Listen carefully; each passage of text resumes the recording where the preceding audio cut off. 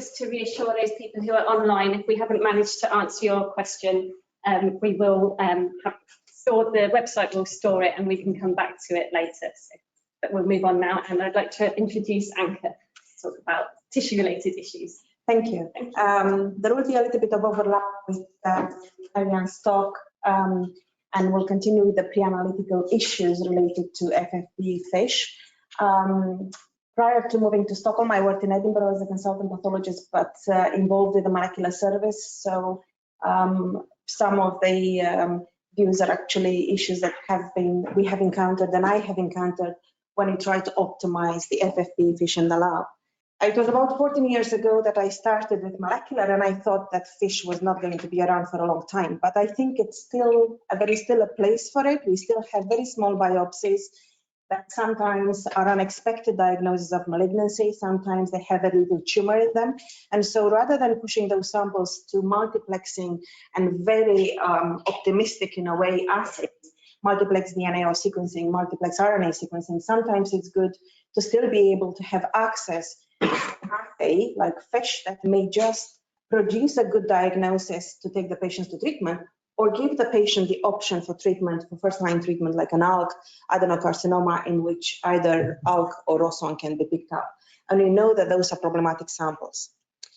So what I will talk to, and there will, as I mentioned, there will be a little bit of overlap, tissue types, a little bit about fixation from a pathologist perspective, the degradation of the tissue and nucleic acids that we see in bone decalcified samples, tumor assessment to confirm if the samples are suitable for testing and the cell types that we see, and a little bit of tissue relating artifacts with examples to each of these artifacts that we encounter. But what I want to really ask everyone, especially the people who are listening to these talks, is that you have to bridge a communication with the pathology lab, with the pathologist as well. I think if we work in isolation, we're never going to be able to troubleshoot things. So pathologists need to understand what happens in the molecular lab, and the scientists need to understand how samples are processed and what happens to the tissue in pathology. What type of tissues are we dealing with? How can we actually make it run smoothly? And I think if we work isolated, we'll have a high failure rate for these results, and it doesn't really help the patients. And we are seeing this quite often, this need for communication, because the molecular labs tend to be more centralized, and you may be dealing with samples from even smaller hospitals that are not university hospitals, or they don't really do things maybe the same way as some of the university hospitals do. So as Marianne said, rubbish in, rubbish out, it applies to a lot of the assays that we do. But what I'm going to focus on, I'm going to focus just on the tissue fixation, the initial part of the assay, about the sectioning, how thick to cut them and so on, and the artifacts that we see. So what samples do we test? Biopsies, and that includes bone biopsies as well. And when we talk about bone biopsies, it doesn't necessarily have to be a bone sarcoma or a Ewing sarcoma. They can be leukemic patients, so they may have different needs for multiple assays, or they can be metastatic carcinomas. Breast, for some reason, the breast, we know, loves the bones, and they metastasize to the bone. And so we need to be prepared to deal with those samples as well. And some of the biopsies can be very small and they show artifacts. Some of them can be quite good with a lot of tumor, but we need to know what is the makeup of, what are you dealing with there? Tissue biopsies are usually quite easy. The assay doesn't give us any problems, but it's still good to know if the tissue was fixed appropriately, if the tissue was sectioned at the right thickness and so on. Surgical excisions, and Jen mentioned that. We deal with surgical excisions that in the big hospitals, we kind of know when they were taken out and how they were open for fixation. But even in the big hospitals, and I can tell you from my own experience, you can have sarcoma cases that are taken out and they're not sectioned. So the surgeon is not really allowed to cut into them because we have to assess the margins. But when it comes, if it sits on a bench in theater for a few hours, and sometimes they're put in formalin, they're not always coming fresh, that amount of formalin is insufficient for fixation. And they may stay there until a porter comes and picks up the pot and then brings it to pathology. That is a combination between cold ischemic, warm ischemic time. We talk about the ischemia that is related to the tissue prior to leaving the body when the arterial supply is stopped. But we're talking about also a cold ischemic time or not necessarily ischemia, but the degeneration of the tissue and the continued necrosis and ischemic change into the tissue that happens because the tissue is not fixative right away. And good practice is that you go and you slice it and you let it open. I like to see the specimens because I want to see the margins as a pathologist. That's an important reporting criterion of the tissue, and put it in a cassette and fix it so you can have that optimal fixation for any molecular assays that you need to do. You may want to do multiplex DNA sequencing, NGS, or you can do RNA or so on. But it's also good to keep a bit of tissue or to think about that tissue because you may need to do FISH as well. Postmortem material, it has been mentioned briefly.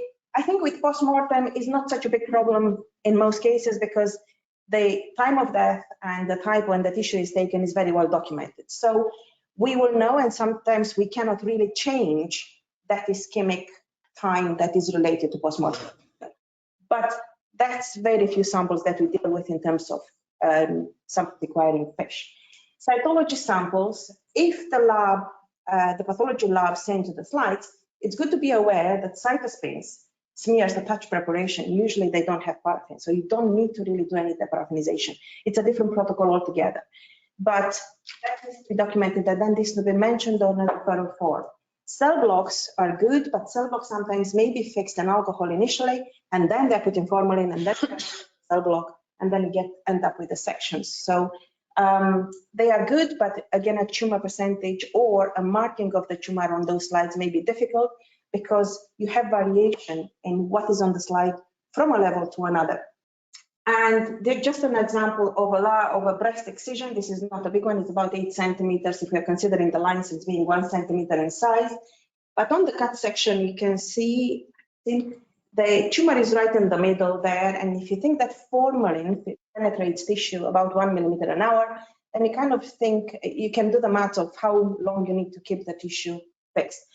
We don't slice this once. So because you damage the margins and so on, and you may lose the orientation of the tissue that is important for further treatment. But for formalin to reach the center of the section there, it does take some time until you're actually going to fix it appropriately. And that's just a small specimens, but bowel resections, sarcoma resections, head and neck resections, all of these samples are a lot larger and you don't usually slice them. You can improve fixation doing it at 37 degrees and so on, but sometimes it's good to also think that if a sample from one of these resections fails, sometimes go to the diagnostic biopsy. There is maybe alternative tissue that you can test. So some biopsies can be good size, and that's the one marked 50%, but actually it's 50% just in the marked area. So don't really think that everything that's on the slide is tumor.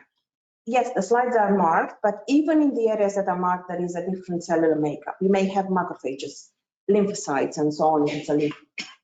Some biopsies can be very small, and that can be a little bit more challenging because they would also have been used for diagnostic purposes to maybe do immunohistochemistry in the lab. So if you get as much information as possible, you'll know how much is left in the block. You may not have much tumor in the block, and you may do the FISH assay on it, and you may look at the end and you may just see a normal pattern on the FISH. And then you can ask yourself, is there any tumor left in the block? So I think it's good if you work together, especially for small biopsies, with the pathology lab, making sure that maybe tissue is saved up front and at the right thickness so they can be done on spare sections rather than once the diagnostic pathway has been completed, and then you end up with just scraps of tissue on the slide that are not good for any of the other assays.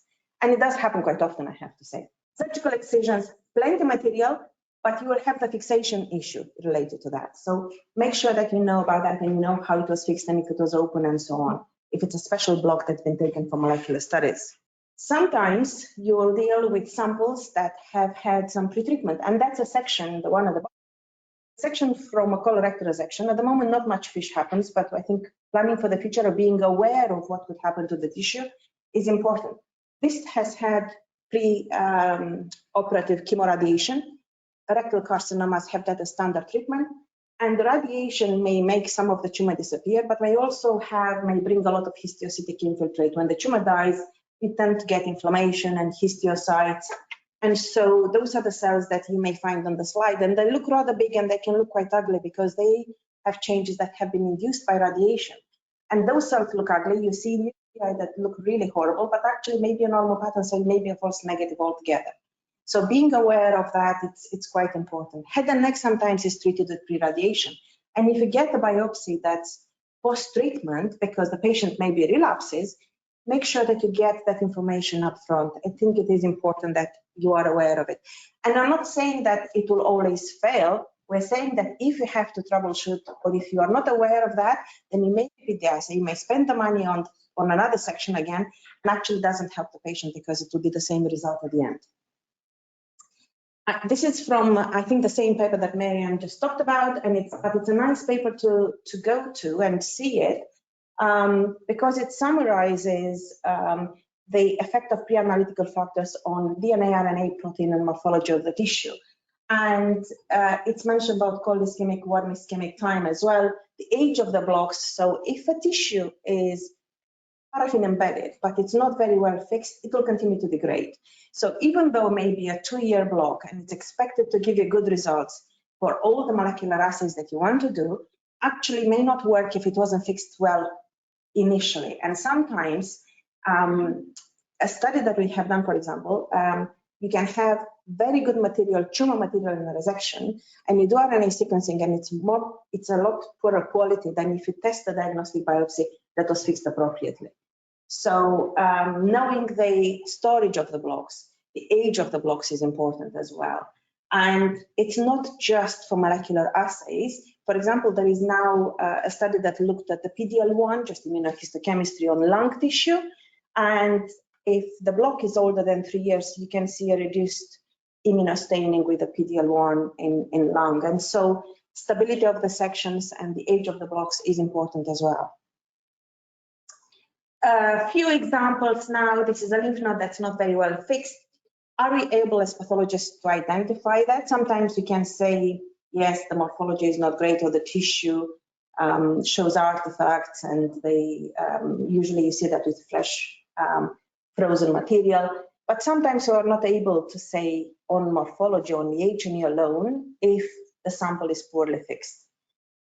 Paraffin residue, a lot of autofluorescence, usually green on the slide, or a thick membrane like it is in the insufficient digestion one as well.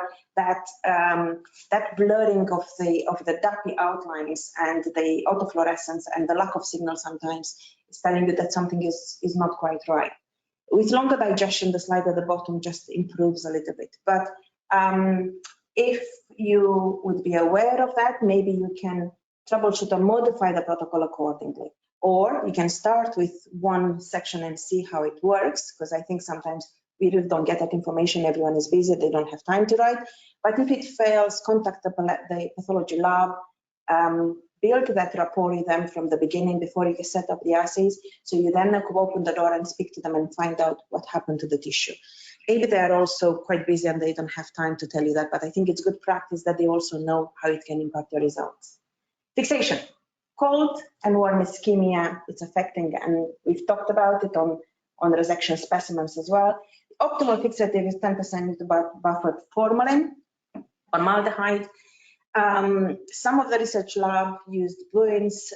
It's good for delicate tissues, but actually for fish is not that good, and it's because it contains acetic and picric acid. The ideal time, good biopsies can fix in 6 hours, usually 12 to 24 hours. Large resection specimens, they have to stay in for longer, 48 hours, but never longer than 72 hours because of the artifacts or the lack of signals that you can get in those fish sections. When it comes to decalcification, ETTA is ideal if molecular assays will be done. And I think now we have to try and move as a pathology group towards either sampling the tissue wisely from large bone resection, because the very strong acid solutions, while they help with a good turnaround time in the pathology lab, they actually don't help with anything else on the in the molecular world. Formic acid is okay at 5% concentration for short time, but when your concentration of the formic acid goes up to 10% and is done for longer times to be able to decalcify the tissue, then it leads to loss of signal. So you're not going to be able to see anything on the slide. And as I mentioned before, consider taking a small sample or ask the lab if you are aware, and if the surgeons got in touch with you and they tell you we will need this assay done on that sample, ask them to take a small sample. Is going to take shorter, and then you will in the end with the assay. The sections, usually 4 microns, but you guys can keep me right if I'm not right here, but this is how I used to know it, and I know it's 4 sections that we like for fish.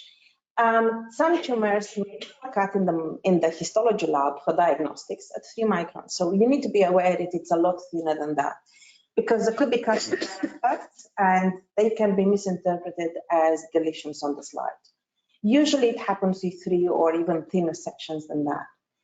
If the lab is cutting sections for molecular, let's say it's a lung adenocarcinoma and it needs sequencing for EGFR and so on, and it also needs fish and they're saving the sections, maybe just have cut all the sections at 5 microns.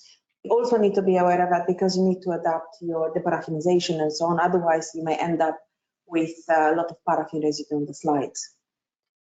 Chart slides, as it's been mentioned, and for bone samples in particular, so you don't have the tissue floating from the important that they are dried very, very well before they're actually going for, before the assay is started. In terms of tissue artifacts and what you get on the slides, crushing artifacts that could be due to sectioning errors, and you have seen the ribbons on Marian's talk about the how the ribbons are created and how the sections are produced. But this is an example of a breast tissue that's completely distorted. You should see a nice section, but what's there actually? It's is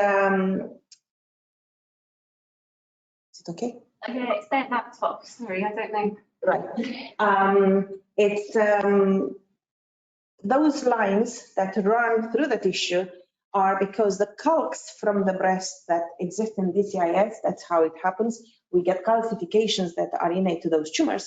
They get stuck on the microtome blade, and then the tissue behind it, when it's cut, it completely crushes.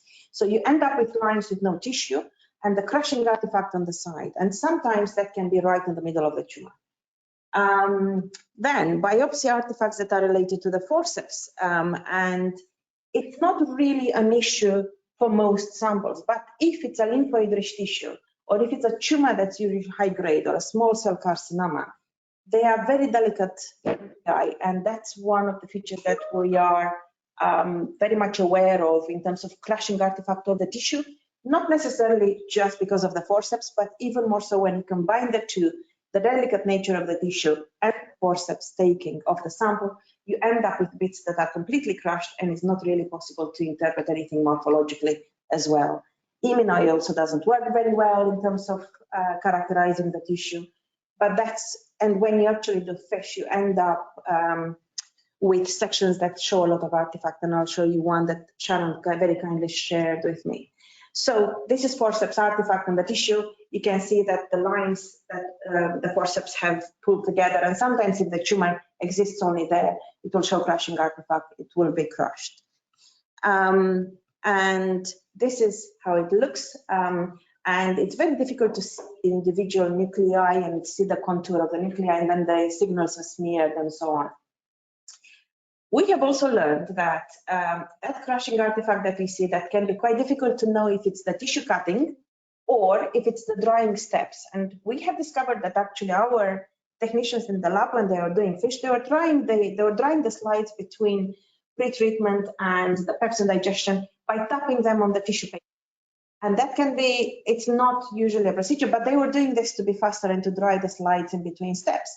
And then if you really move the tissue, you end up with the same drying artifact, with the same crushing artifact and smearing artifact on the slide. As soon as it was stopped, it remediated. So we cannot always blame the cutting on the microtome or the fragility of the tissue. Sometimes it can be something quite simple like that in the lab. Tissue dye that is used for tissue identification shows significant autofluorescence and also thermal artifact on the sample. So I've got the next slide. I'll also go to the dye artifacts as well. This is one of the sections that Blanca shared with me, and it's a biopsy, a bronchial biopsy that shows a lot of the clefting of the tissue. We should not see these white spaces in between, and then the glands are squashed and the nuclei are completely crushed, and you end up with fish signals that are very difficult to allocate to individual cells and smearing and so on, and you cannot really produce more from those.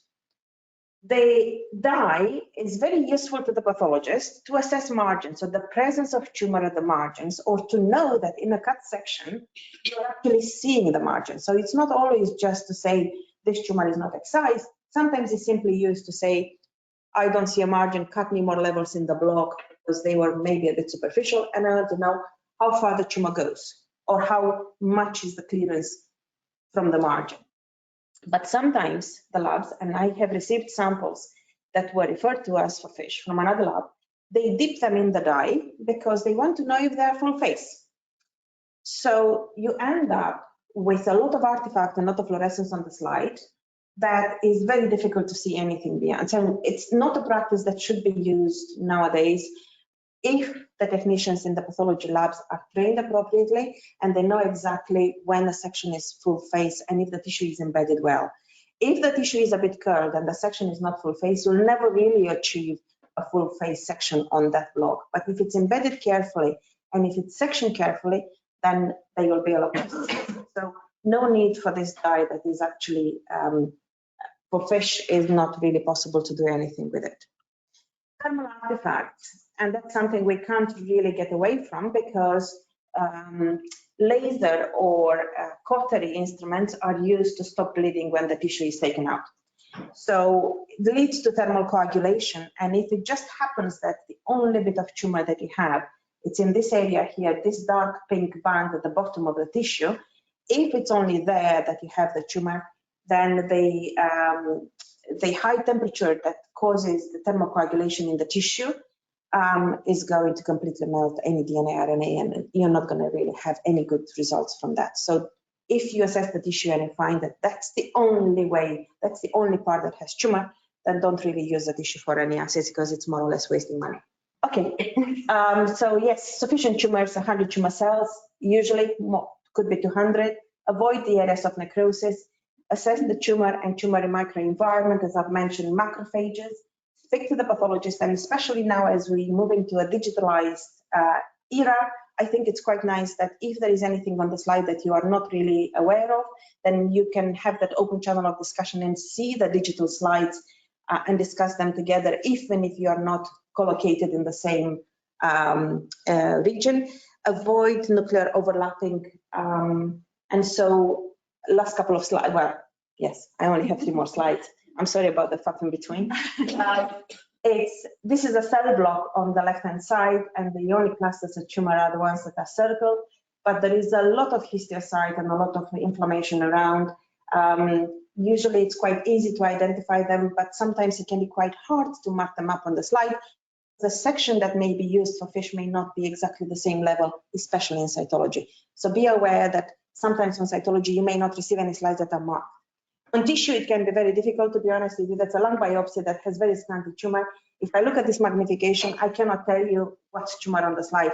I can see some larger nuclei, but you need to look at it carefully. And sometimes you need ancillary assays to say what's tumor.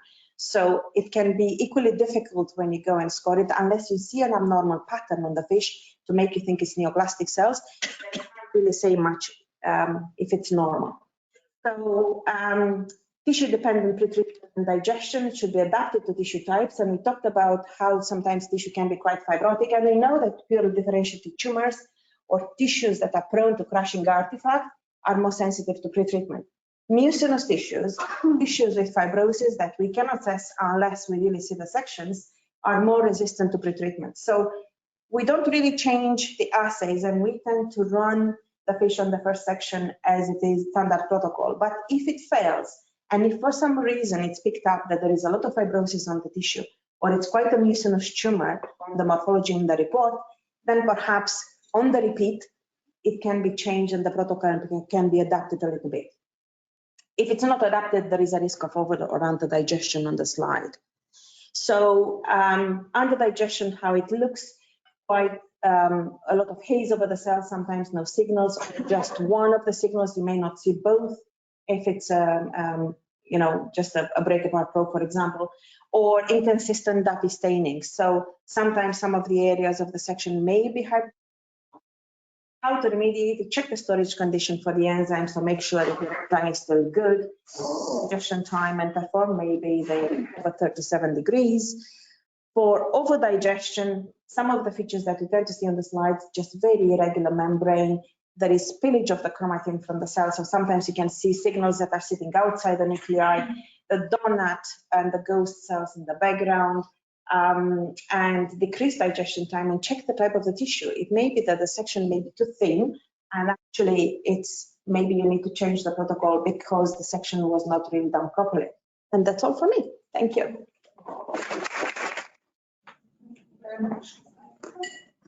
So is there any questions in the room from anyone? Probably one or two. It's not online either, so if anything comes through, we'll send out a message afterwards. Thank you. Thank you.